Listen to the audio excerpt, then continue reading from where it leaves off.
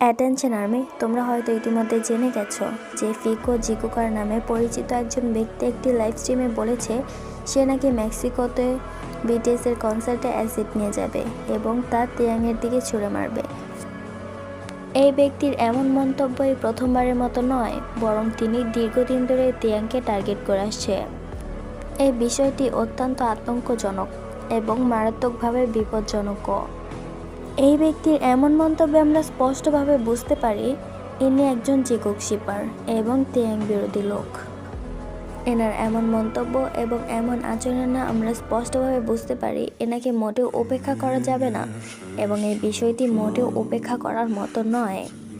এমন পরিস্থিতিতে হাইবের উচিত অবিলম্বে গুরুত্বের সঙ্গে বিবেচনা করে যথাযথ তদন্ত ও কঠোর নিরাপত্তা ব্যবস্থা গ্রহণ করা, এবং এটা অত্যন্ত জরুরি।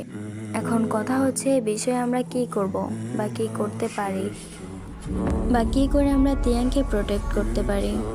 হ্যাঁ, আমরা অনেক কিছুই পারি। চলো এখন আমি তোমাদের বলি এই বিষয় নিয়ে তোমরা কি করবা।